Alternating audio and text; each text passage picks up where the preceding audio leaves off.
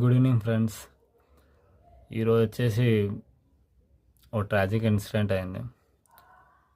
Insta మొత్తం viral అవుతుంది. మీకు కూడా తెలుసు అనుకుంటా, మహారాష్ట్ర డిప్యూటీ సీఎం అజిత్ పవార్ ఆయన ప్లేన్ క్రాష్లో చనిపోయారు. ఎస్టర్డే నైట్ అనుకుంటా. నేను ఆయనది సంథింగ్ ఏదో, నాకు పాలిటిక్స్ ఎక్కువ న్యూస్ చూస్తా కాబట్టి ఏదో ప్రెస్ మీట్లో చూస్తున్నాను, ఏదో ఇష్యూ మీద డిబేట్ అండ్ ఫైట్ చేస్తున్నాడు.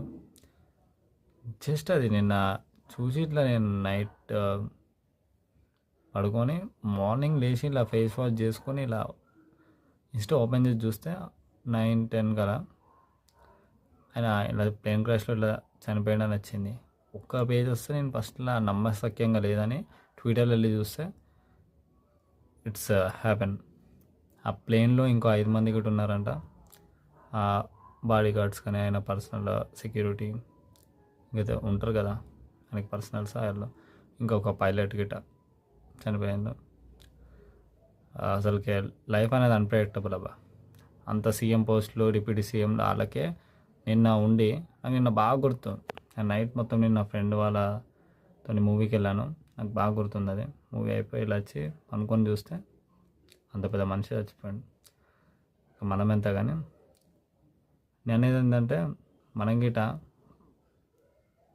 ఎవ్రీ మూమెంట్ ఎంజాయ్ చేయాలి. ఇప్పుడు ఉంటామో రేపు ఉండమో తెలియదు. ఈ పగలు, ఈ గోలు ఇవన్నీ తీసేసి మనకు మాట్లాడక ఇష్టం లేకపోతే మనుషులను డిలీట్ చేసేయాలి మైండ్ నుంచి. కానీ ఆ ట్రామాలు పెట్టుకుంటా, ఆ ఇన్సిడెంట్స్ పెట్టుకోకుండా, పాస్ట్ ఎప్పుడు ఆలోచించుకుంటూ ఓవర్ థింక్ చేసుకుంటా, ఇది అందరికీ ఉండే ప్రాబ్లం. నాకు గిట్ట ఉండే, నేను దాని మీద ఓవర్కమ్ చేసిన. ఉండకుండా లైఫ్ అనేది రియాలిటీ తెలుసుకొని అబ్సల్యూట్ ట్రూత్లా ఆల్వేస్ ఎవ్రీ మూమెంట్లీ ఎంజాయ్ చేసుకుంటా. మీకు ఏదనిపిస్తే అది ఇప్పటి నుంచి స్టార్ట్ చేయండి, ఎంజాయ్ చేయండి. ఇది నా సజెషన్. ఇది నా రియలైజ్ అయినా నేను తెలుసుకున్న ఒక విషయం మీతో షేర్ చేస్తున్నాను. Friends, bye.